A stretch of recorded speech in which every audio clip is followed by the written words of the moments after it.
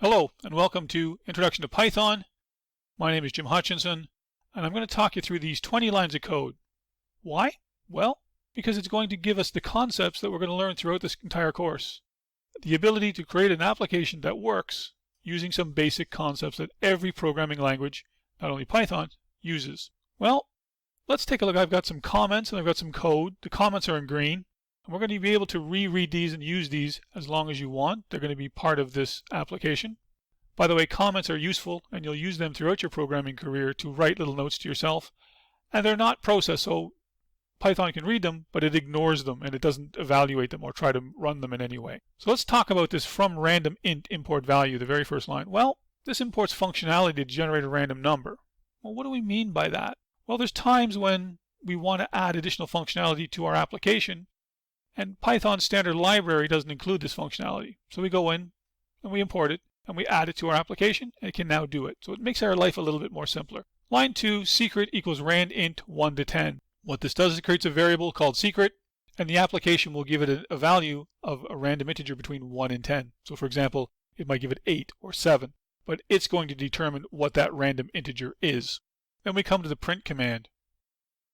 All that does is it prints some kind of a string of text out to the application screen so the user can see the message welcome to the guessing game. Our next line creates another variable called guess and sets its value to 0. What we have now is three concepts that are a little bit tricky to get your head around. We're going to talk about looping, we're going to talk about conditional statements, and we're going to talk about comparisons. And this is what we're going to start with, is the while loop. It tests a condition to see if something is true. If it's true, it'll run the code immediately beneath it.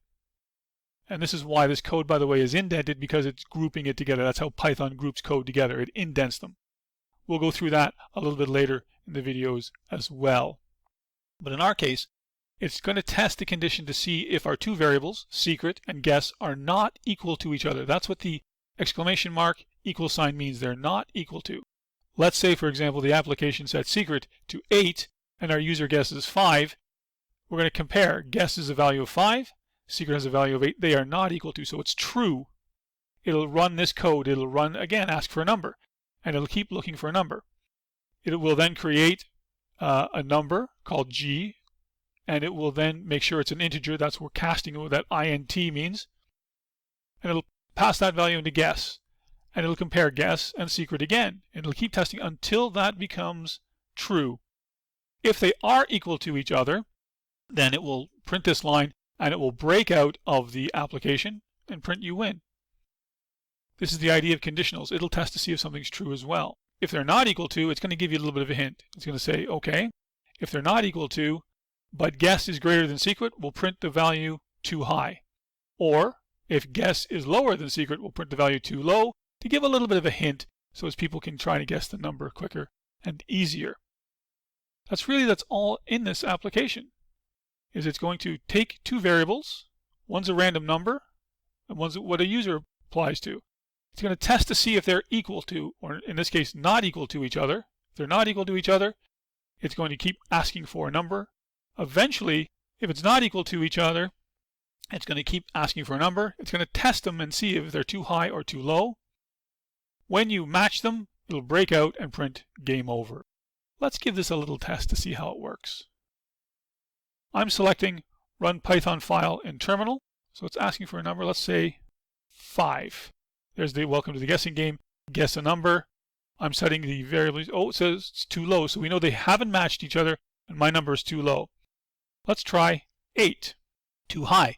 So now because of our hints, we know it's either 7 or 6. So if I say 7 and test it, I've won. Game is over. That's really what's happened here. We've imported the ability to create a random number. We're asking the user to guess a number. We set that variable. We have some guesses. The loop runs either too high or too low. And finally, eventually, when we guess the number that's exactly the same one that the application picked, it gives us this message, you win, game over. This is really the basics of what we're going to learn throughout this course. I'll get into greater in depth into things like variables, into standard libraries, into functions. You can make your own functions. We're going to talk about looping. There's a while loop, a for loop. We're going to talk about more conditionals. We're going to set them up and get greater in depth in all of these concepts. So please join us in the next videos to start understanding more of these concepts.